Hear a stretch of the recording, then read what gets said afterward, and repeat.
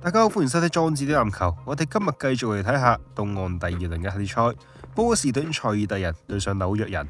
呢次亦係兩隊自2013年以嚟首次喺季後賽交鋒，雙方喺第一輪分別以4-1同埋4-2嘅比分淘汰對手。衛冕軍綠軍繼續展現出強大嘅實力，但佢哋今年都將會係奪冠機會最大嘅一年。近兩個賽季，由於綠軍佢哋都擁有住可能會係全 NBA 最強嘅陣容，使佢哋都難以被擊敗。但咁豪華嘅陣容都係難以長期維持嘅。隨住 NBA 嘅新版勞資協議嘅生效，綠軍嘅陣容都已經達到極限。Shams Charania 最近都表示，佢哋嘅陣容好可能會喺休賽期發生調整。佢都表示，下季綠軍將會有5名球員嘅年薪超過2800萬美元，整支球隊嘅薪金總額可能就會達到接近5億美元。因此最強嘅綠軍就只係剩返今年嘅啫。而紐約人方面，佢哋上年嘅交易以至係休賽期嘅補強，明顯都係以綠軍為假想敵而組成。OG Anunoby、Mikal Bridges、A Cat， 佢哋明顯都係為咗對上綠軍雙探花以及 KP 所收集翻嚟嘅。今次直接對上呢個假想敵，佢哋嘅陣容又 work 唔 work 呢？佢哋又應唔應付到呢？事不宜遲，我哋而家就嚟睇下綠軍對紐約人嘅東岸第二輪系列賽。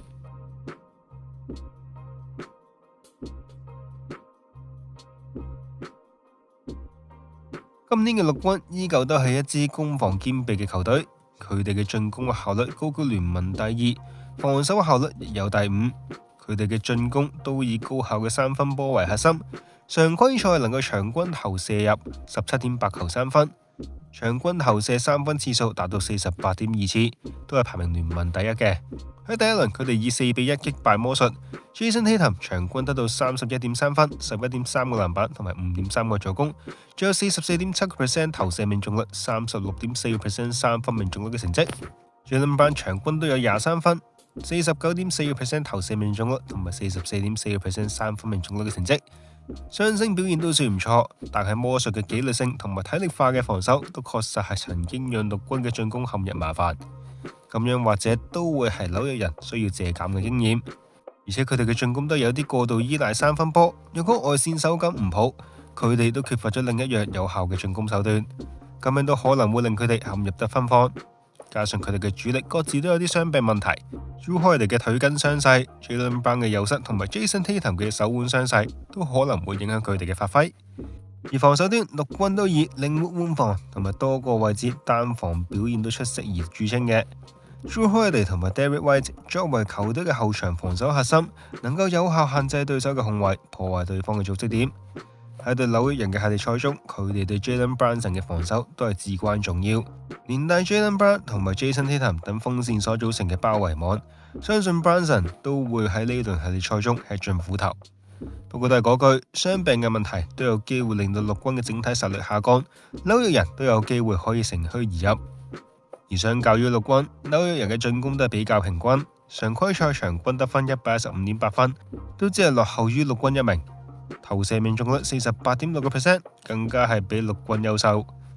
但佢哋都係一支唔太中意射3分嘅球隊，3分出手排名聯盟尾段嘅位置，但佢哋嘅進攻效率仍然能夠排名聯盟第5，都可見佢哋其他嘅進攻手段都係好出色嘅。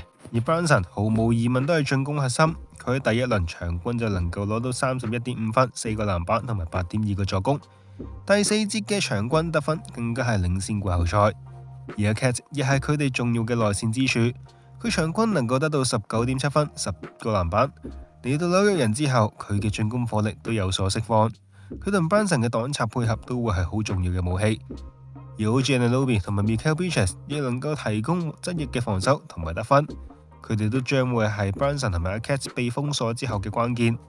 雖然話雖如此，喺上輪打活塞嘅系列賽中，紐約人嘅整體進攻都係有啲過於依賴 Brunson 嘅個人能力，缺乏多點開花嘅威脅。呢點佢哋都係有需要去留意一下嘅。加上 Josh Hart 今季嘅3分出手，從上季嘅 4.5 次降到去2次，命中率雖然都有 50%， 但係出手過少，亦會限制到球隊嘅進攻空間。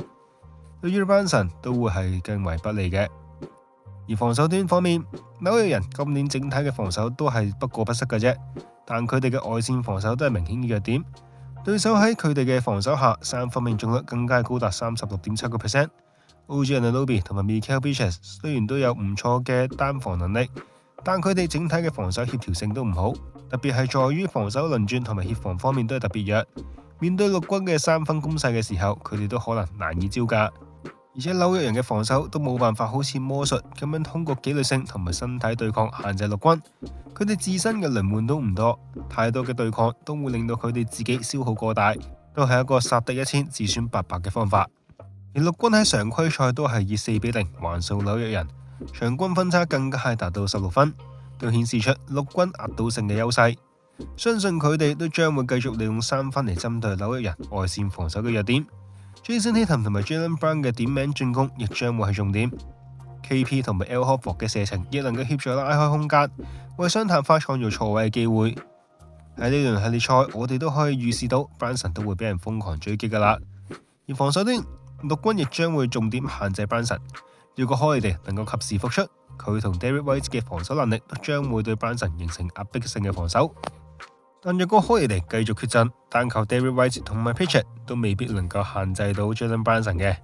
呢個時候或者都有需要動用到 Jalen Brown 去防守 Brunson。但整體嚟講，陸軍嘅防守深度仍然係比較有優勢嘅。而紐約人方面，佢哋都有必要改善下外線嘅防守，減少陸軍嘅三分控衛機會。而且佢哋都盡可能需要去保護 Brunson，避免讓佢暴露到對面嘅得分手面前。又要防三分，又要保護Brunson，佢哋嘅防守都將會遇到好大嘅挑戰。喺呢種情況下，使用區域防守相信都係基本噶啦。面對 Jaylen Brown 亦可以嘗試挑戰下佢隻左手，以至係佢嘅出波能力。當然，陸軍都可以安排 KP 喺罰球線利用中距離懲罰佢哋嘅聯防。如果聯防都搞唔掂，就唯有先安排 Brunson 防守 Derrick White， 相對殺傷力都冇咁大嘅進攻者，再利用 Josh Hart 同 Mikal Bridges 嘅單防限制 Jason Tatum 同埋 Jaylen Brown， 再利用 OG Anunoby 去守 Al Horford， 好等佢利用自身嘅協防能力去進行補漏。然而紐約人嘅防守資源真係有限，難以完全應對陸軍嘅整體進攻火力，佢哋都有需要喺進攻端入手去擊潰陸軍嘅。Jalen Brunson 同埋 Cats 嘅擋拆配合都係唔少得嘅武器，但喺呢個基礎情況之下 ，Josh Hart 同埋 Mikal Bridges 都有需要增加三分出手，盡量拉大進攻空間，減少 Brunson 面對嘅防守壓力，提升進攻嘅多樣性。而除咗 Brunson 之外，Cats 都有需要企出嚟，硬起嚟支援下 Brunson。不過說實話，佢喺呢輪系列賽都將會面對 KP 同埋 Al Horford 嘅雙塔，前者機動性跟得上自己，後者經驗打夠。Cats 要突破佢哋嘅防線都將會係十分之困難。總括而言，呢場東岸第2輪嘅系列賽都將會係陸軍更具優勢，陸軍都憑住三分、陣容深度以及防守靈活性佔據上風，而紐約人就依賴 Brunson 嘅關鍵表現同埋 Cats 嘅發揮。盡管過去紐約人都展現過唔錯嘅韌性，但佢哋嘅外線防守弱點同埋進攻單一都使佢哋難以應對到陸軍。或者佢哋都能夠依賴 Brunson 嘅大爆發攞到一場嘅勝仗，但再多就要睇下其他嘅隊友可唔可以跳出嚟支援啦。唔知你點睇呢？歡迎留言一齊討論，記得俾 like、訂閱支持，中意 Super Fan 之後得，我哋下次再見，拜拜。